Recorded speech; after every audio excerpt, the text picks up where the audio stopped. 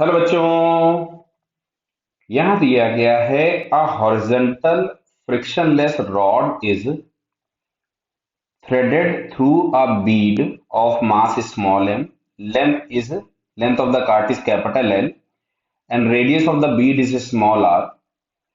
Is very small as compared to the length. मतलब हम बीड को एक पॉइंट मास कंसीडर कर सकते हैं. Initially at t is equals to 0, the bead is at the right edge of the cylinder. Clear? The card is struck, and as a result, it moves with velocity v naught towards right. When the bead collides with the cart wall, the collisions are always completely elastic. What is the velocity of the cart just after collision? Clear है. अब देखो collision होगा कैसे. बीड तो वहीं रहने वाली है क्योंकि उस पर कोई फोर्स लगना नहीं है, क्योंकि जो रॉड है वो फ्रिक्शनलेस है. होगा क्या जब कार्ट इस तरीके से आ जाएगी इस पोजीशन पे, समझो बात को. यहां पे मतलब कार्ट का जब बैक वाला पोर्शन यहां पहुंचेगा, बीड उसी पोजीशन पे रहने वाली है. बीड की पोजीशन में कोई भी चेंज नहीं होगा, बीड यही की यही है. अब कार्ट वी नॉट वेलोसिटी से आते हुए अब इस बीड से कोलाइड करेगी, और कोलिजन के बाद हम लोग एज्यूम कर रहे हैं कि जो बीड है उस बीड की वेलोसिटी कुछ भी आपके पास हो जाती है, मान लेते हैं v2, और इस कार्ट की वेलोसिटी कुछ भी हो जाती है v1. ये हम लोगों ने एज्यूम कर लिया. क्लियर. तो अब अगर हम लोग यहां से लगाएं कंजर्वेशन ऑफ मोमेंटम, तो कंजर्वेशन ऑफ मोमेंटम के अकॉर्डिंग इनिशियल मास कार्ट का एम है, उसकी वेलोसिटी दी थी वी नॉट. अच्छा, दोनों की डायरेक्शन हम लोगों ने सेम डायरेक्शन में ले रखी, दोनों वेलोसिटीज, तो दोनों को हम लोग प्लस ले लेंगे तो M V one M V two. Clear. ये हम लोगों के पास इक्वेशन आ गया. दूसरा हम लोग लिखते हैं कोइफिशिएंट ऑफ रेस्टिट्यूशन. तो रेस्टिट्यूशन में हम लोगों के पास होगा इनिशियल वेलोसिटी और फाइनल वेलोसिटी जो भी है उनका हमको पहले रिलेटिव फाइंड करना है, और E इज इक्वल टू हमारे पास होती है relative velocity of separation upon relative velocity of approach, या relative velocity just after collision upon relative velocity just before collision. तो हम लोग मान रहे हैं कि V2 अगर बड़ा है तो V2 minus V1 upon V naught, और दिया गया है कोलिजन इज इलास्टिक. देखिए लिखा हुआ है all the collisions are completely elastic. तो यहां से मिलेगा V2 minus V1 is equal to V not.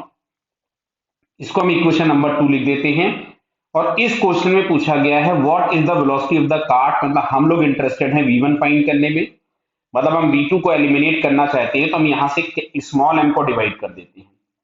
ये आ गया स्मॉल m V नॉट, और ऐसा ही यहां मिलेगा capital M upon small m into V1 plus V2. ये हम इसको इक्वेशन नंबर 1 लिख देते हैं. अच्छा, 1 और 2 इक्वेशन जो इन दोनों को हम सब्ट्रैक्ट कर देते हैं. क्लियर. तो सबसे पहले मैं इसको वापस से रीअरेंज कर लेता हूं.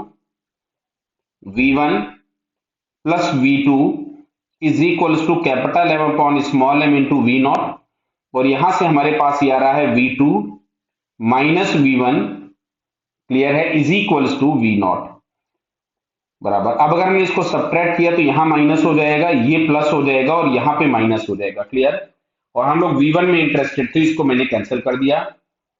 अब अगर मैं यहां से V1 कॉमन निकालूं, तो V1 यदि हम लोगों ने कॉमन निकाला तो यहां से हम लोगों के पास आ रहा है capital M upon small m plus 1 is equal to, यहां से अगर मैं V नॉट कॉमन निकालूंगा तो मिलेगा capital M upon small m minus 1.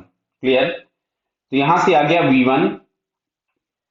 इसको हम थोड़ा सा सिंप्लीफाई कर ले तो capital M plus small m upon small m आ जाएगा, is equals to right hand side वाले में भी हम देखें तो ये मिलेगा small m capital M minus small m. तो ये स्मॉल m से स्मॉल m कैंसिल हो गया, तो V1 इज इक्वल्स टू आपके पास आ रहा है V not capital M minus small m upon capital M plus small m. तो ये V1 कौन से ऑप्शन में दिया है, देखिए V not capital M minus small m upon capital M plus small m, ये थर्ड वाले ऑप्शन में हम लोगों को दिख रहा है. So finally it's the third answer is correct. Clear बेटा. Okay, all the best.